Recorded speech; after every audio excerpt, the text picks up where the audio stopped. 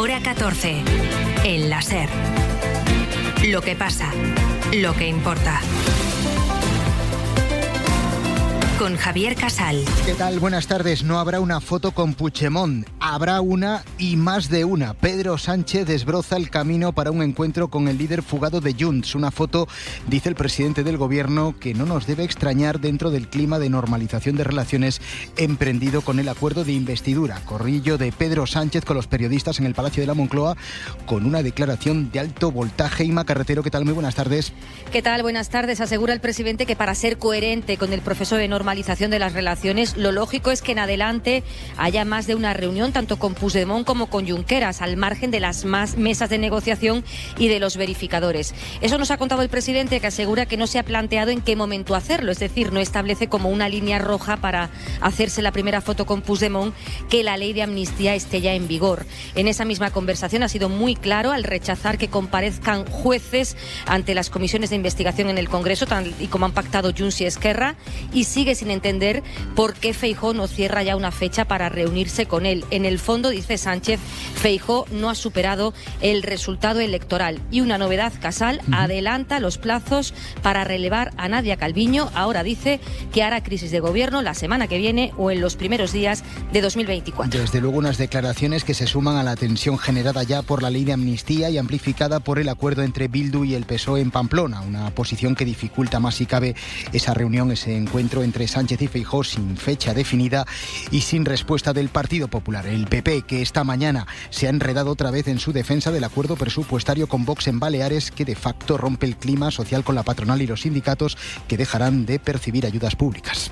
Bueno, entiendo que allí consideran que ni la patronal ni los sindicatos necesitan de ese apoyo público para desarrollar su función. No es algo que me produzca incomodidad, desde luego. ¿Pero lo comparte o no lo comparte? Es decir, ¿es una fórmula que ustedes utilizarían desde el gobierno de España si llegasen a gobernar? ¿Eliminar las subvenciones a los sindicatos y a la patronal? No está en nuestro programa electoral. Borja Semper en la hora de la 1, que ha defendido el acuerdo, pero al portavoz del Partido Popular se le ha visto realmente incómodo al responder a esta pregunta.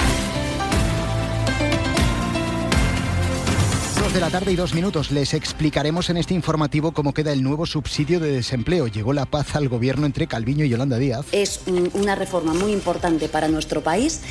Somos el gobierno de las políticas útiles. Hoy los trabajadores y trabajadoras que por desgracia en nuestro país estén percibiendo un subsidio por desempleo van a ver incrementado su subsidio de 480 euros a 570 euros. Sí, acuerdo importante que extiende el subsidio asistencial. Esto y el dato económico que hace un par de minutos ha dado a conocer el Banco de España. La confirmación de que nuestro crecimiento económico el año que viene estará por debajo de la previsión inicial. Jordi Fábrega, ¿qué tal? Muy buenas tardes. Buenas tardes. Sí, el Banco de España dibuja un 2024 con menos crecimiento y con menos inflación. El crecimiento de la economía se frenará hasta el 1,6% por un menor crecimiento del consumo de los hogares, y la tasa de inflación, en lugar de subir, se mantendrá en el 3,3% de media anual gracias a la extensión de medidas como la rebaja de impuestos a los alimentos y la bajada a nivel internacional de los precios de la energía. Estaremos luego con la última hora de la guerra en Gaza y las posibilidades de que ahora sí, con modificaciones semánticas incluidas, salga adelante una nueva resolución de Naciones Unidas que pida la suspensión de las hostilidades. Pero la voz destacada de la mañana nos ha llegado desde el otro gran conflicto bélico, la guerra de Ucrania. Putin, que anuncia una modernización de su ejército sacudido por la guerra y que toma posiciones en la frontera con Finlandia. Y Putin lo explica de esta manera: la OTAN se está acercando a nuestra frontera y nosotros vamos a reforzar nuestra presencia militar allí. Finlandia, recordemos, se incorporó a la alianza tras el inicio de la guerra de Ucrania.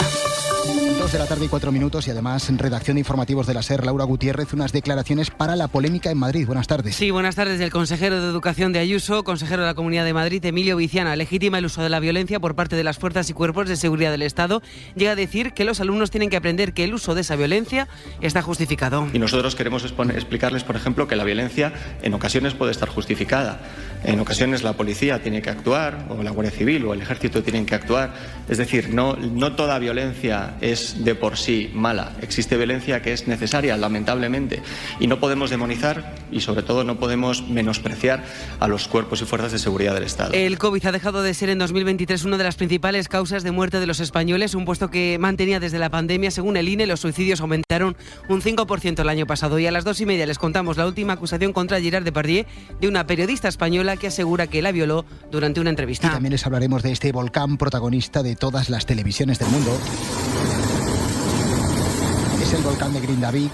Le preguntaremos luego a un experto parecidos y diferencias respecto al volcán de La Palma. Vamos ya con el pronóstico del tiempo. Frío y lluvia por Galicia. Pronóstico con Jordi Carbó. Se acerca un cambio de tiempo que antes que se acabe el día dejará lluvia en el Cantábrico, pero antes va a lucir el sol durante toda la tarde en todo el país. Incluso desaparecerá la niebla del Ebro y de la cuenca del Duero. Temperaturas máximas de 10 a 15 grados en la mayor parte de poblaciones, superando los 15 en el Mediterráneo, los 20 en Canarias.